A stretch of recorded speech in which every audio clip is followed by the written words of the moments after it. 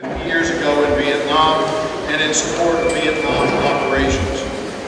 If you are able, please stand and remain standing for the presentation of our nation's colors by the Honor Guard of the Georgia Army National Guard, the singing of the national anthem by the West Atlanta Douglas Choral Society under the direction of Mr. Waverly Rainey and accompanied by Mr. William Calloway, and the Pledge of Allegiance led by State Senator Ed Harbison, Chairman of the Senate Military Veterans and Homeland Security Committee and a Vietnam War veteran. Present the colors.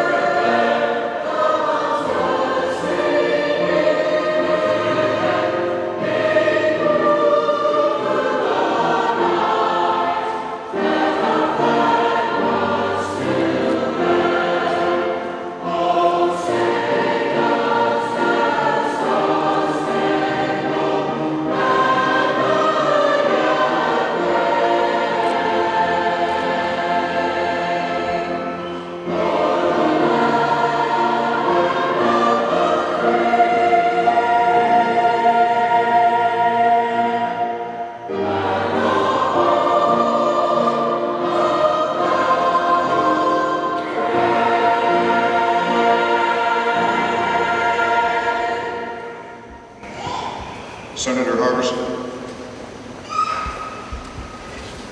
Please join me in the salute to our nation.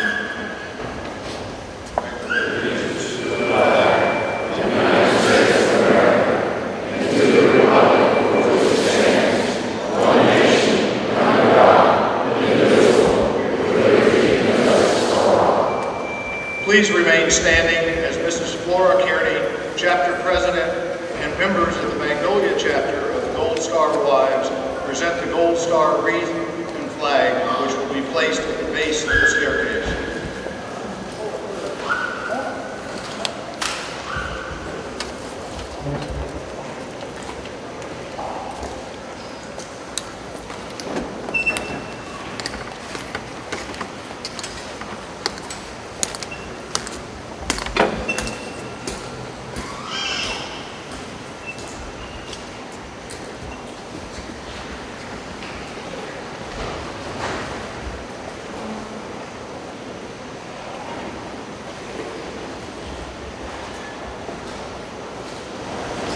United, we stand to win. Divided, we fall and are forgotten. Magnolia Chapter, Gold Star Wives of America Incorporated, Military Widows, Southern Tennessee, North Georgia, North Alabama. Thank you.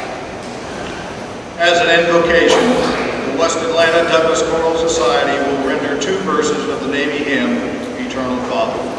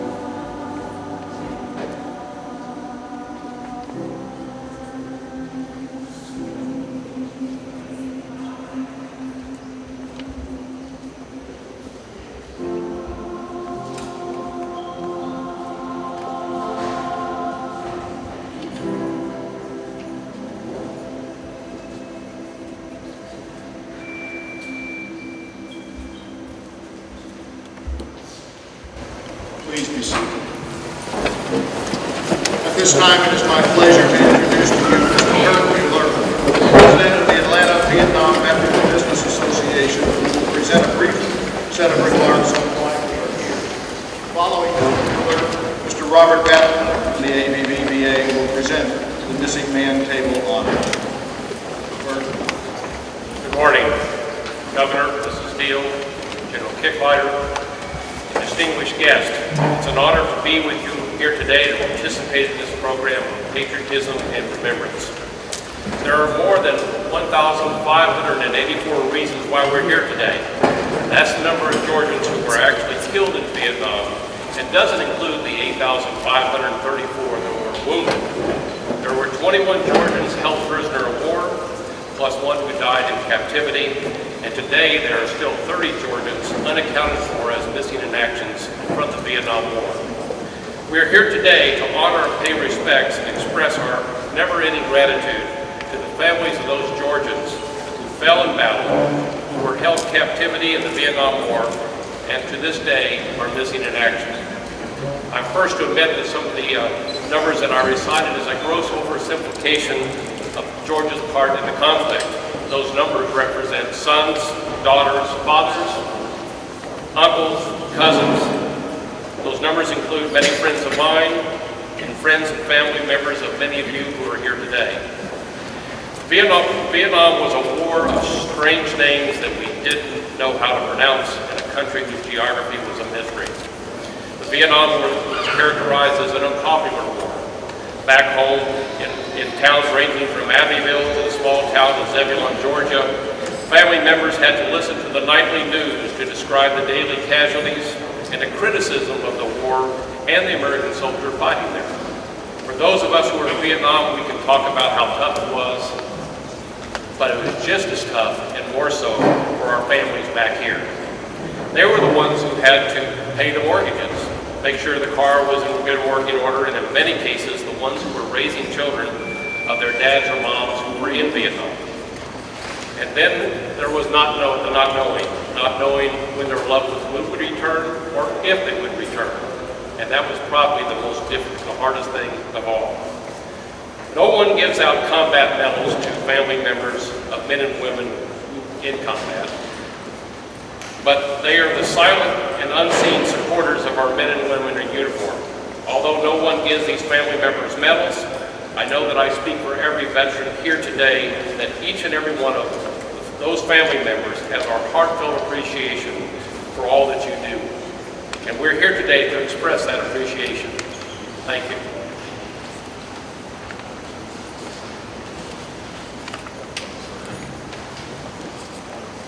Those who have served and those currently serving in branches of our United States military are ever mindful that the sweetness of enduring peace has always been tainted by the bitterness of personal sacrifice. We are compelled to never forget that while we enjoy our daily pleasures, there are others who have endured and may still be enduring the agonies of pain, of deprivation, or of internment. Let us pause to recognize our prisoners of war and missing in action with the Missing Man Table ceremony. See here a table which calls attention to its purpose, which is to honor our missing comrades in arms. This table, set for one, is small, symbolizing the frailty of one prisoner alone against his or her oppressors, and representing all Americans still missing from each of the 5 services: Army, Navy, Marines, Air Force, and Coast Guard, as well as civilians.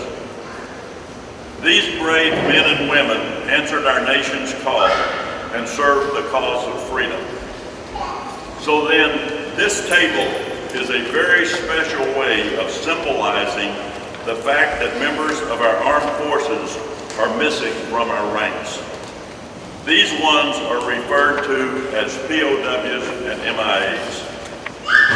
We who serve call them brothers. They are unable to be with their loved ones and families here, so we join together to pay our humble tribute to them and bear witness to their continued absence. Before we begin, let us pause for a moment of silent prayer.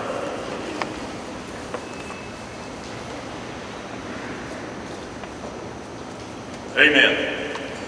Now let us review the meaning of the items on our missing man table. The table is round, showing our everlasting concern for our men and women still missing. The tablecloth is white. The cloth symbolizes the purity of their motives when answering the call to duty. A single red rose is displayed in a vase.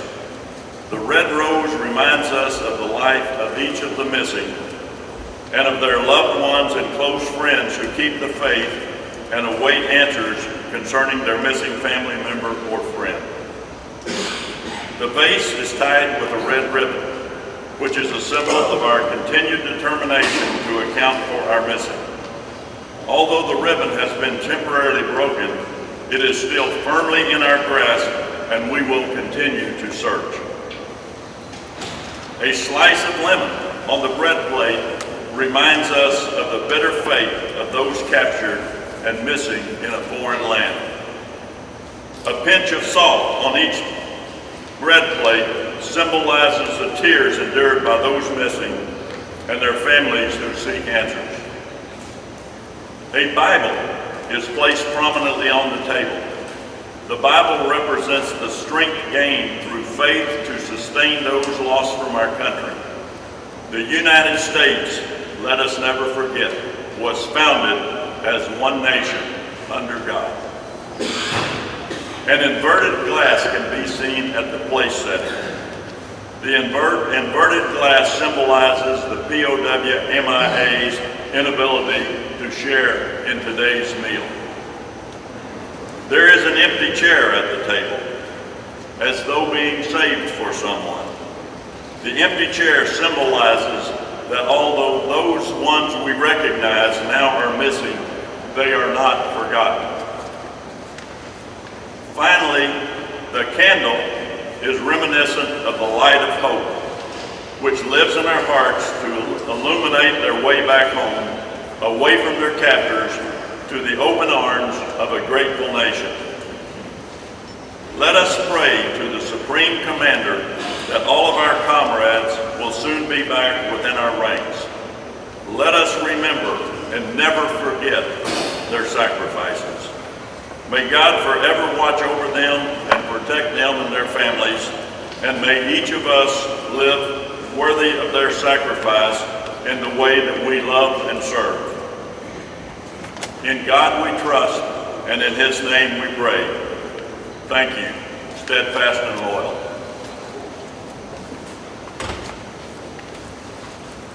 As a Vietnam veteran, it is my honor to recognize all the veterans of the Vietnam War era who are present here today.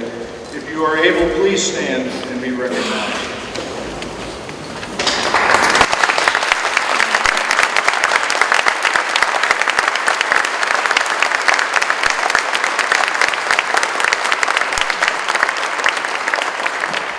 In addition, we would like to recognize family members of Vietnam War era veterans, because they too served and in some cases are still serving in their own ways. If you are able, please stand and be recognized.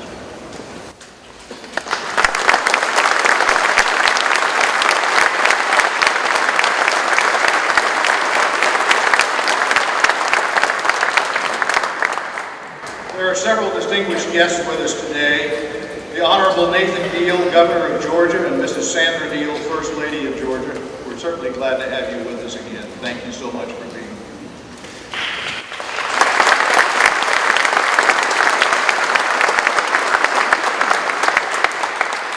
Lieutenant General, United States Army, retired Claude M., goes by Mick, Kip Picklighter. He was the director of the U.S. Department of Defense's Office of Commemorations in Washington, D.C. He's a native son of Glenville, Georgia. General Picklighter.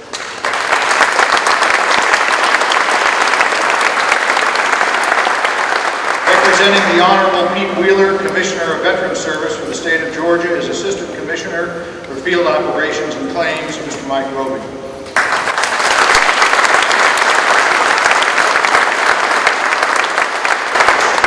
Mrs. Joanne Shirley, former National Chairman of the Board of the National League of POW MIA Families.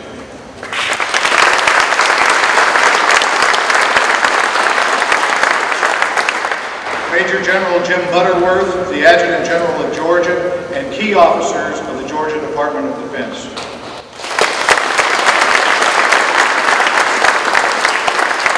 Representative John Yates, Chairman of the House Defense and Veterans Affairs Committee.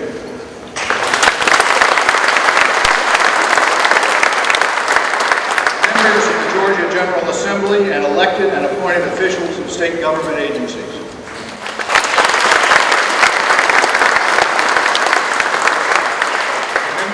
Georgia's Veterans Service Board, several of whom are Vietnam War veterans.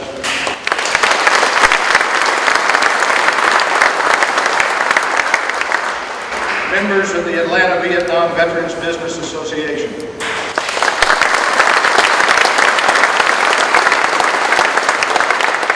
Members of the Georgia State Council of the Vietnam Veterans of America.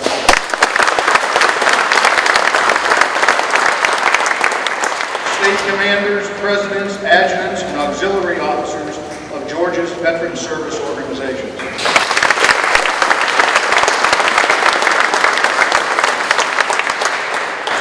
Ms. Susie Stevens Harvey, President of the Georgia Committee for POW MIA Families.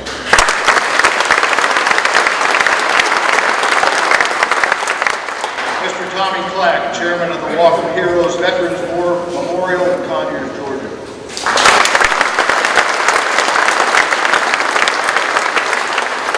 Ms. Mary Lou Austin, President and CEO of the Atlanta USO and Hartsfield-Jackson Airport.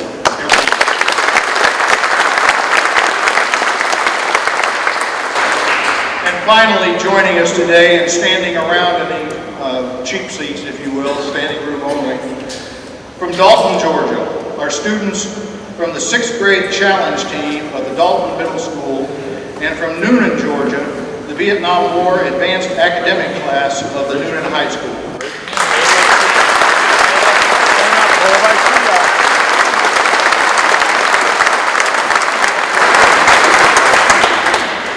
We have several distinguished speakers today, and I will introduce them as a group, and then they will follow each other at the program, at the podium. Representing the Honorable Pete Wheeler, Georgia's Commissioner of Veterans Services, Assistant Commissioner Mike Roby. The Reverend Dr. Robert Certain, retired from the Air Force Reserve as a colonel and chaplain at the Air Force Academy. During the Vietnam War, he served as a B-52 aircraft crew member during Operation Linebacker in 1972. When his plane was shot down over North Vietnam, he was captured and held as a POW at the Hanoi Hill, for over 3 months until his release in March of 1973. Lieutenant General Kicklighter is a Vietnam veteran, and he's joining us for the 3rd time today. He comes from Washington and the DoD, where, as I mentioned a moment ago, he heads up the commemoration program on a national basis. And last but certainly never least, the Honorable Nathan Deal, Governor of Georgia. Governor Deal served on active duty in the United States Army during the Vietnam War. Assistant Commissioner Roby, would you please lead off? The Honorable Pete Wheeler, Georgia's Commissioner of Veterans Service, is unable to be with us today. I am privileged to represent him this morning. It is an honor for each of us to pay tribute to the families of Georgia's fallen heroes and to honor Georgia's 30 service members still missing in action from the Vietnam War. There are several family members of these MIAs with us, and all the MIAs will be honored during this ceremony. Wartime is never pleasant for those who serve or for those family members. We can only imagine the feelings and pain and suffering the families of these 30 MIAs have endured all these years. The war in Vietnam was not a popular one on the home front, and in many cases it was not popular among those who served boots on the ground.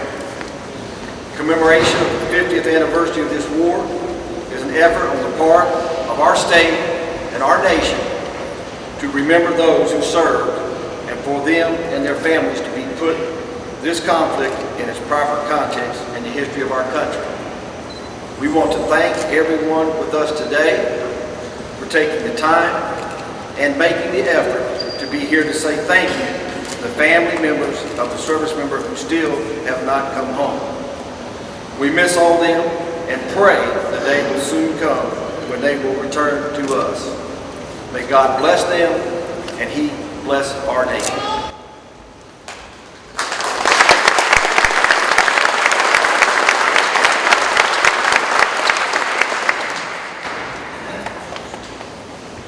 A 100 years ago, Lawrence Benyon wrote a poem commemorating those who had gone to battle in the war to end all wars, which obviously didn't work all that well. The poem goes this way. It's entitled For the Fallen. They went with songs to the battle. They were young, straight of limb, true of eye, steady and aglow. They were staunch to the end against odds uncounted. They fell with their faces to the foe. They shall grow not old as we grow old. Age shall not weary them, nor the years condemn. At the going down of the sun and in the morning, we will remember them.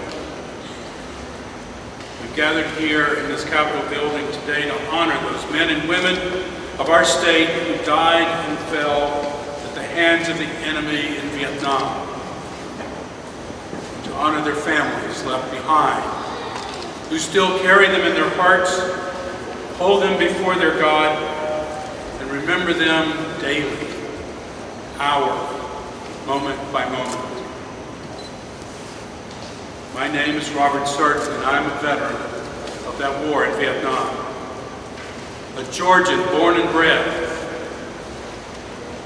Graduated from Emory University here in Atlanta, commissioned to the Air Force ROTC, back when Emory still had such a thing. Learned to navigate and to bomb, assigned to the Strategic Air Command and sent to Vietnam for 2 tours flying B-52s and a total of 100 missions, or 99.5. Shot down the day I was supposed to have gone home, like so many die on their rotation date. And made the terrible mistake, as we say, of ejecting over the target we had just bombed. They were not happy, but survived that ordeal, captured within moments, spent 100 days, 1 day for a mission in the Hanoi Hilton, in the Hanoi Zoo, came home, went to seminary as an Air Force officer, a rarity in our history, 3 of us. Served in the United States Air Force on active duty and in the reserves for a total of 30 years, and served as Episcopal priest now for 38 years. I've had a remarkable life. And one of the most remarkable things is that I still have a life. And a life that must be lived more fully, more honorably because of those who died. I've been privileged to meet every president, shake hands with every president, dine with several, from Lyndon Johnson through Barack Obama. Most of it because of those 100 days. Home in Georgia. I started my adult life as an airman, flying those 100 combat missions in Vietnam. And while that war is very much a part of what I was to become, my life did not end there. My compatriots with the Atlanta Vietnam Veterans Business Association, the Military Order of the Purple Heart, and American Legion and others still live too. And we too carry memories. We too carry the scars of friends lost. And in the year that I flew, I was shot at only once with effect, and spent those waning days in the conflict listening to other people continuing to wage the battle to end the war and to free the prisoners. On the night of 18th December 1972, 3 of my friends died. My pilot, my co-pilot, and my gunner, Don Rissy, Bobby Thomas, and Walter Ferguson. Their names are on one West. Standing tall right beside the names of the men on one East, the first who died and the last who died, shoulder to shoulder on the memorial in Washington, along with those 58,000 other Americans from across our nation who gave their lives in that long-lasting war, including almost 1,600 Georgians, including almost 400, or a little over 400 of those 1,600 from the Atlanta metropolitan area, including the 30 whose remains lie where they fell, but not including those who have since died from the wounds suffered in combat, and not including those who continue to struggle with the wounds both seen and unseen from their time in battle. I'm an Episcopalian, a Christian. One of the poignant phrases from the Christian scriptures that forever lives with me is when Jesus says, "No greater love has this than to lay down one's life for one's friends."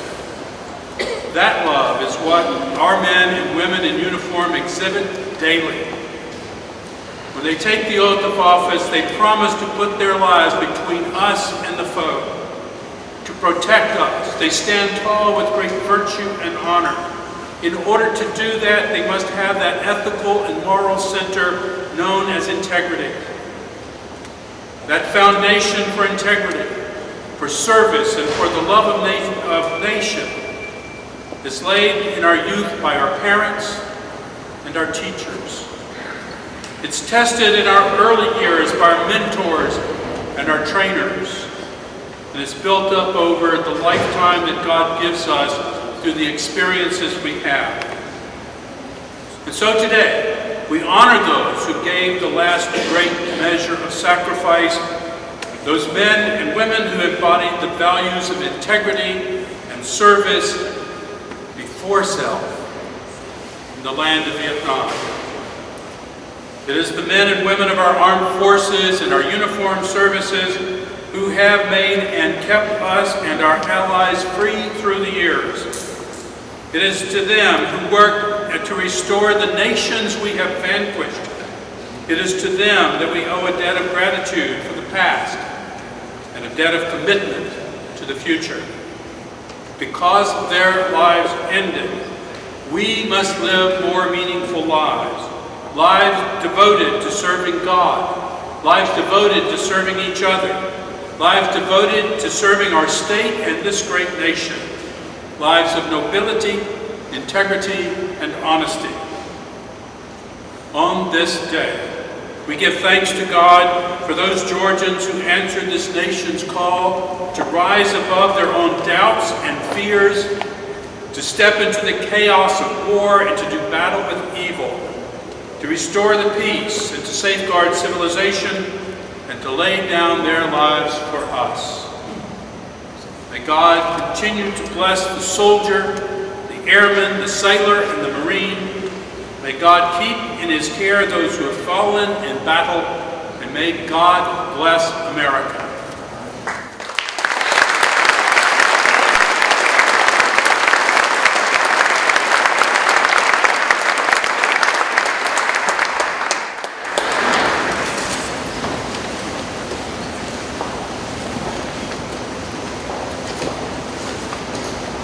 Reverend Shorten, thank you so much for those very moving comments.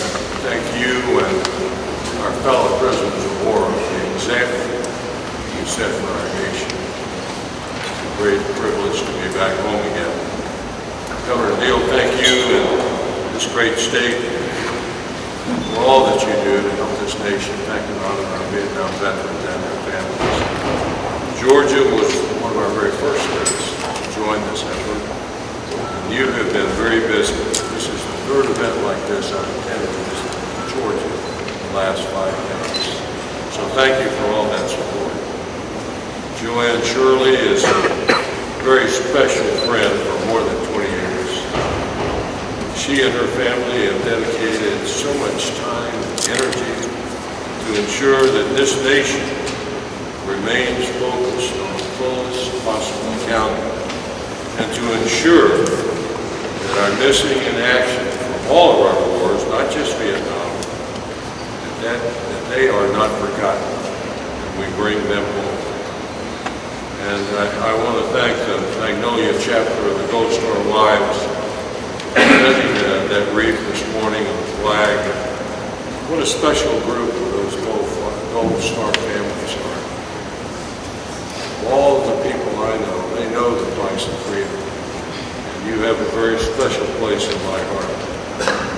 It's also great to see the students from Dalton Middle School and the Nahoma and the Newman High School attend this ceremony. It says a very special thing to have all these children with us. They care about their country, they care about the history, and I think things are in good hands as we pass it off to the next generation. And there's so many other people, guests, and distinguished guests that have come to be here to help us honor our veterans from all wars, honor their families, especially remember the Gold Star families and the families who still have loved ones who are missing in action and unaccounted for. And also remember our prisoners of war. And those are very special people in our nation. It's always an honor to come back to my home state to participate in an event, a special event like this. And this is such a patriotic state. I'm so proud of it. This program is to thank and honor the Vietnam veterans and their families. As we commemorate the 50th anniversary of that war, later in the ceremony this morning, we have the privilege, our small team does, to assist you as you present certificates of honor to family members of those who have loved ones still missing in action, as we continue to recognize our National POW Recognition Day, which is a very special day in our nation. It calls attention to those still missing and those prisoners of war all across the nation. It began Friday and it continues on through this ceremony. I was also asked to give you a very brief update on the progress we're making on the 50th anniversary of the Vietnam War. As you recall, in 2008, Congress passed a law that authorized the Secretary of Defense to organize, recruit, support, and facilitate programs all across this great nation to thank and honor our Vietnam veterans and their families, and especially remember the families who lost loved ones. As I mentioned earlier, the Gold Star family and the families who have loved ones still unaccounted for in that war. We will never forget the cruelties and the hardship that our former prisoners of war had to endure. They all came home with their heads held high.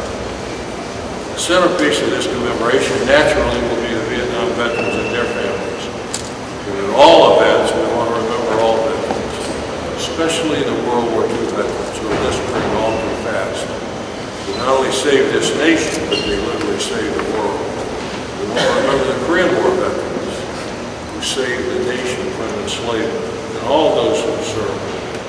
And especially the men and women who are serving today, who are coming off the battlefields of Iraq and Afghanistan. What a magnificent job they have done and are doing, and they're all volunteers. The Secretary of Defense hosted the opening ceremony of this commemoration on Memorial Day 2012 at the Vietnam War Memorial. The President gave some very moving keynote address, which kind of captures the theme of this commemoration. And let me share just a few lines of that address. One of the most painful chapters in our history was Vietnam, most particularly how we treated our troops who served there. You were often blamed for a war you didn't start, when you should have been commended for serving your country with valor.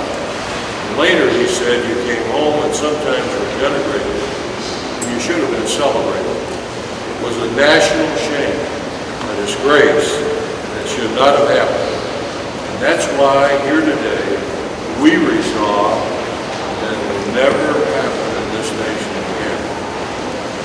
During the address, the President went on to specifically address our nation's commitment to those still missing in action, and I quote, "And when an American does not come back, including the 1,666 Americans still missing from the Vietnam War, let us resolve to do everything in our power to bring them home. This is our nation's solemn promise." Since late in 2012, the number of commemorative partners all across this nation that have joined this effort is more than 6,400. Of those 6,400, 225 are right here in Georgia, through the governor's office, the Noonan High School, the Atlanta Vietnam Veterans Business Association, Coca-Cola, and the list goes on. To remember those families who have loved ones, who lost loved ones, or have loved ones still missing, we developed a program called the Certificates of Honor, that we provide certificates and pins to mothers, fathers, spouses, children, brothers and sisters who lost a loved one in that war, or have a loved one still missing in action. These certificates are presented to our former prisoners of war as well. I think Dr. Sirk already has that. Our commemorative partners play a key role in helping us identify and presenting these certificates of honor and pins to family members, just like you're doing here today. The certificate says in a very special way that your loss, the loss of your loved one, great sacrifice that your family has had to endure is remembered, and your grief is shared by your nation. The response to this program has been very positive, and I would add very emotional. At this time, I'd like to ask Governor Deal if you would present Reverend Sherman his prisoner of war pin on behalf of the Secretary of Defense and the Chairman of the Joint Chiefs of Staff. He received his certificate of honor last year, but not his pin.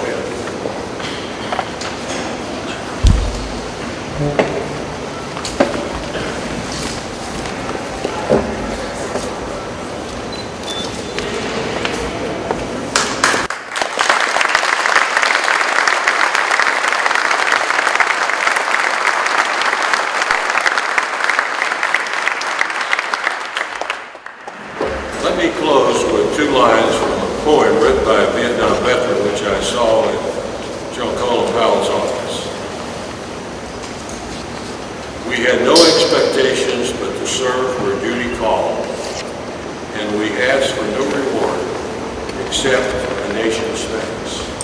And that's what this commemoration is all about, nation's thanks and remembering those who served, families they left behind. God bless our veterans, those serving today and their families. God bless America, and thank Georgia for what they're doing. Thank you.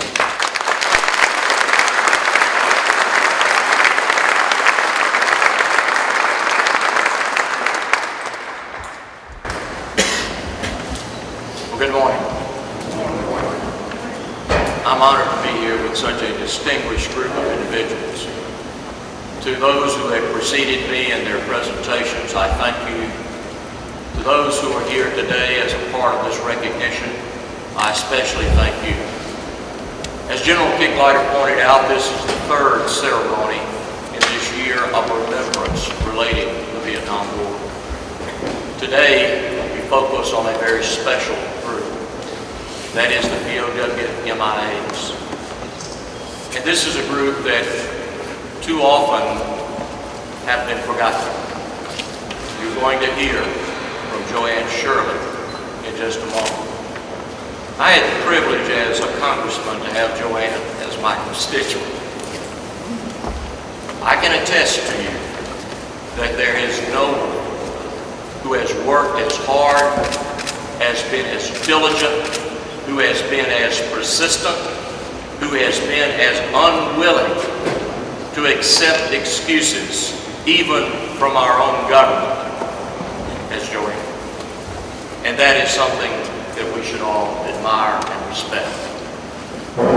Now, you heard General Kicklighter just a minute ago. I was looking at his resume, and he and I have at least something in common. We were both commissioned through the Army ROTC program at Mercer University in Macon, Georgia. We won't tell you in what sequence that happened. But when I went on active duty, like everyone else who goes on active duty, you have no idea where you're going to be asked to serve. My fate was, I was not asked to go to Vietnam. I was asked to deal with the other side of that war. That was the conflict and controversy raging here at home. It was a controversial war in many respects. And as someone assigned to the Military Police School of the United States Army, it was our task to train both civilian and military law enforcement to deal with civil disturbance that was breaking out all across our country. While people were fighting and dying overseas, people were fighting here in our own streets, burning cities, and demonstrating, saying that this was a war that should be brought to a conclusion. And as a result of that, when the veterans came home, they did not receive the hero's welcome. They did not receive the kind of thank yous that veterans had received in previous conflicts. In fact, it was quite the opposite. Now we're here today, and I want to thank you, the 13 families that I understand are here representing MIAs. We have 30, I'm told, from the state of Georgia that are in that category. 30 is far too many. We should demand answers. We should demand that families are given the solution and the resolution of what happened to their loved ones. But unfortunately, many, far too many, still remain in that unresolved category. But you know, even though wars are controversial many times, controversy is no substitute for not recognizing valor. And our country sometimes fails to make that distinction. So today, I want to thank those families who many of you have made long trips to be with us. I thank you for doing that. I hope you know that those who are gathered here are here to share in the remembrance that you have and to share the pain and the suffering and the unanswered questions with which you still wrestle. It is our duty here today to keep the flame of remembrance growing and glowing, and something that none of us should ever allow to be extinguished. To the young people who are here, and to their teachers and their administrators that have allowed them to come on this very special occasion. And I know to one of the teachers who is in the audience here from the Dalton School, her brother is an MIA. So, it's important that young people understand what this is all about. It is not just a ceremony. It is an emotion that goes to the very heart of what we as Americans should hold to be dear. And that is that when we ask our sons and daughters to sacrifice their time, years of their life, to endure suffering, and in some instances, great pain that will last for the rest of their lives, but especially those who have lost their lives or whose fate is still unknown. That's something that young people too often are not reminded of. And I thank those teachers for bringing them here today. I want to also express appreciation to the Gold Star wives and the Gold Star mothers. they know what the pain of loss really is. So I'm honored to be with you on this very special occasion. It is something that I hope all of us will remember, and I know that when you hear from Joanne Shirley, you're going to be touched. Thank you for asking me and allowing me to be a part of this ceremony.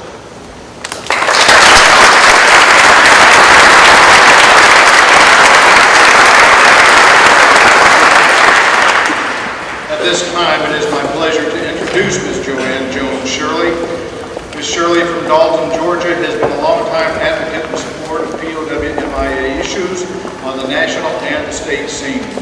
Mrs. Shirley will call the roll of Georgia's still 30 Vietnam War MIAs. During the roll call, Governor Deal and Lieutenant General Kicklighter will present the commemoration certificates and pins to the family members of the 13 Georgia MIAs who are with us today. At the conclusion of the roll call, the West Atlanta Douglas Choral Society will sing as a prayer, Mansions of the Lord. This song is from the movie We Were Soldiers, which is about the 400 men of the 1st Battalion of the 7th Cavalry Regiment of the United States Army. Mrs. Shirley. My grateful thanks to Governor Ms. Nathan Deal for hosting this wonderful ceremony today and for his unwavering support to our accounting process through many years as my own personal U.S. Congressman and now as my governor. And to Lieutenant General Mickey Kicklighter, long-term friend and supporter of the fullest possible accounting. I'm most grateful to have both of them with us today for this ceremony. We welcome each one of you, ladies and gentlemen, and most importantly, the extended Georgia MIA families that are with us today. What an honor to be asked to be a part of this special roll call of our loved ones who remain missing and unaccounted for from Southeast Asia. A year and a half ago, the Department of Defense acknowledged me and my mother's ongoing grief of her son and my brother, Major Bobby Marvin Jones, United States Air Force flight surgeon, with this special certificate of honor. Bobby became missing and unaccounted for on November the 28th, 1972. So today, on behalf of the grateful nation, the Secretary of Defense and the United States of America's Vietnam War Commemoration Office, we are honored to present these certificates of honor to the following immediate family members of a Georgia native who served in Vietnam, who did not return, and who is still missing and unaccounted for. The certificate of honor reads, on behalf of the grateful nation and the Department of Defense, we honor you for the significant sacrifice that you and your families continue to make in the name of freedom and democracy over these many years.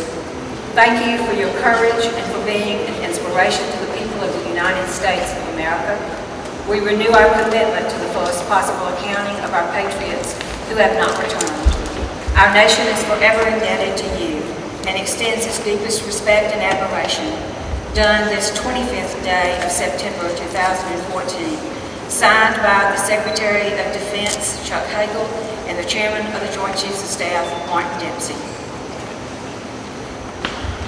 Nancy Jo and Gil Boggs, wife and son of Marine Major Pascal Boggs, hometown East Point, missing in action on August the 27th, 1967.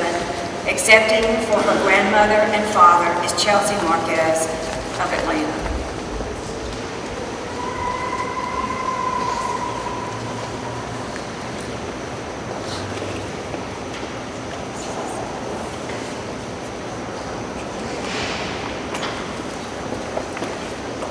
Geneva Lazur and Faye Bassett, mother and wife of Army Sergeant First Class Johnny Calhoun, hometown Noonan, missing in action on March the 27th, 1968. Accepting for Johnny Calhoun's mother and his wife as a family friend, Stephen Quisenberry, Noonan High School history teacher.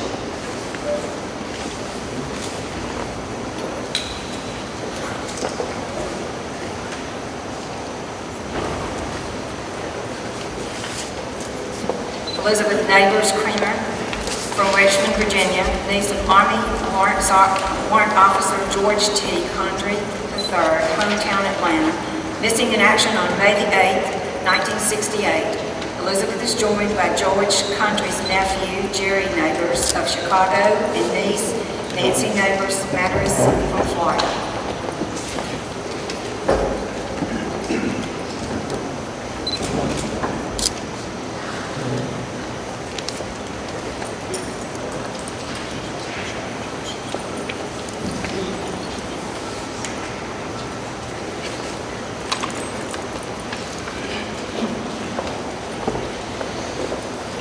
Amy Cooper Burkes from McDonough, daughter of Air Force Colonel William E. Cooper, hometown Albany, missing in action April the 24th, 1966. Amy is also accepting honor certificates for her brothers Clayton and John Cooper.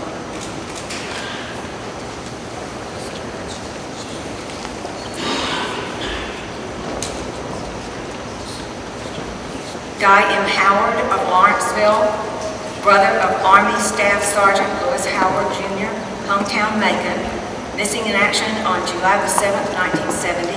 Guy is also accepting the honor certificate for his brother Ted Howard.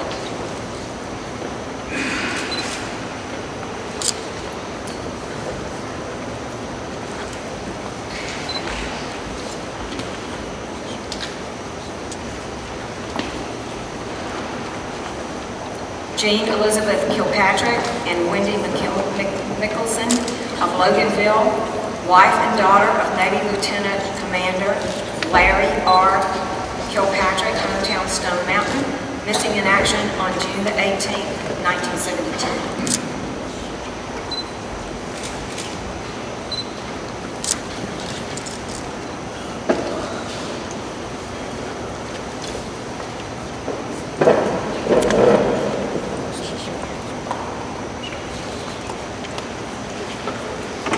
Kim Whitworth of Gainesville, daughter, and Susan Ward of Dalton, sister, of Army Captain Larry D. Murphy, hometown Dalton, missing in action on April the 23rd, 1970. Susan is also accepting honor certificates for her father Lawrence Murphy, brothers Wayne and Kenneth Murphy, and her sister Cheryl Westbrook.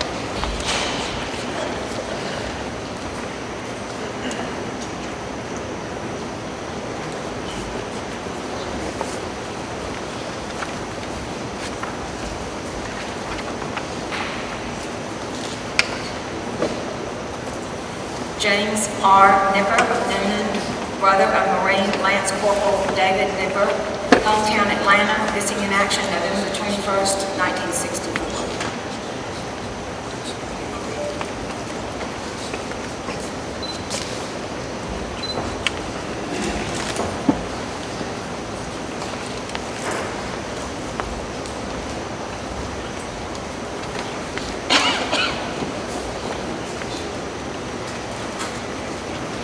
Lucy Brannon of Savannah, sister of Navy Lieutenant Junior Grade Dean Smith Jr., hometown Savannah, missing in action March the 15th, 1967.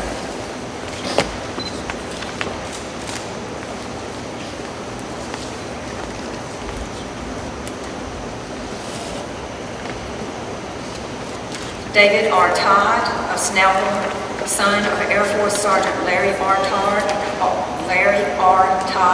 hometown Chamblee, missing in action April 26, 1968.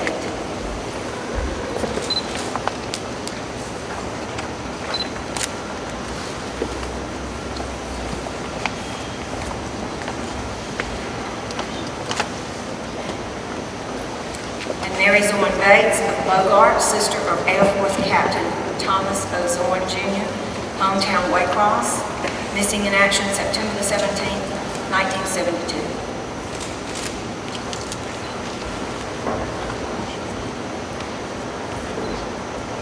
Too many Americans have lost sight of the importance of our POW/MIA issue. It is our duty to educate this and future generations about the historical impact of these American heroes who have not returned home, who are still unaccounted for and missing in action. We will continue this roll call of honor by acknowledging the sacrifices and ongoing sorrows of the families of the following Georgians yet to be returned back to their homeland, but who do not have family representing them here today. Marine Lance Corporal Albert Brigham of Savannah, missing in action December the 12th, 1966. Air Force Major Thomas Duckett of LaGrange, missing in action December the 12th, 1970. Army Staff Sergeant Paul Fitzgerald Jr. of Fort Valley, missing in action October the 17th, 1967. Army Specialist Donald Fowler of Athens, missing in action August the 1st, 1968. Navy Commander Frank Fullerton of Jonesboro, missing in action July the 27th, 1968. Army Major Donald Harrison of Chamblee, missing in action October the 29th, 1968. Marine Gunnery Sergeant James Jackson Jr. of Atlanta, missing in action September the 21st, 1969. Army Sergeant Major James Jones of Alcohol, missing in action October 3rd of 1966. Air Force Colonel Morris McDaniel Jr. of Fort Valley, missing in action October 4th, 1967. Air Force Major Harry McLean of Ludowici, missing in action June the 18th, 1970. Army Sergeant David Parker of Stone Mountain, missing in action February the 6th, 1969. Air Force Major Peter Pittman of Atlanta, missing in action May the 12th, 1967. Army Staff Sergeant Bert Small Jr. of Savannah, missing in action March the 6th, 1967. Air Force Captain John Smallwood of Marietta, missing in action June the 16th, 1973. Army Sergeant James L. Talley of Fort Benning, missing in action June the 19th, 1964. Navy Petty Officer First Class Melvin C. Thompson of Colquitt, missing in action February the 6th, 1968. And Army Major Franklin L. Whistler of Fort Benning, missing in action October the 10th, 1969. We owe it to these families of these Georgians who are still listed as missing in action to remain vigilant in our government's commitment to identify and repatriate their remains. Freedom is not free. Poor is the nation that has no heroes. Shameful is the one that having them forgets. God bless you all for being here, and God bless you.